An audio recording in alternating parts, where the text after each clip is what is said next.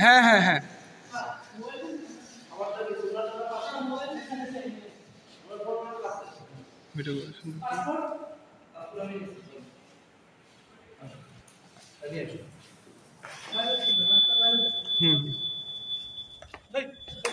আমার ছিলেন না, সিভিলে সমস্যা নেই স্যারও তো সিভিলে সবাই ব্যাগ গুছাই দেন, ব্যাগে হাত দিয়ে গুছাই।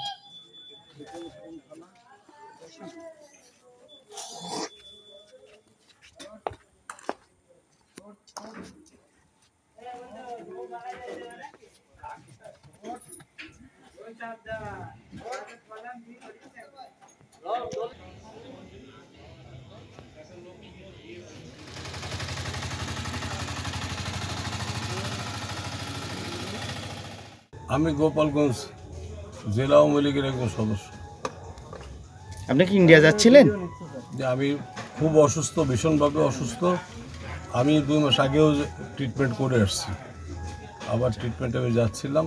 আজকে বিকালে ভারতীয় ইমিগ্রেশন পুলিশ কর্তৃক SM মনির হিটলারকে দর্শনা ইমিগ্রেশন পুলিশের কাছে হস্তান্তর করা হয় এবং তার বিরুদ্ধে পাসপোর্ট আইনে মামলা হয়েছে এবং তাকে থানায় সোপর্দ করা হয়েছে।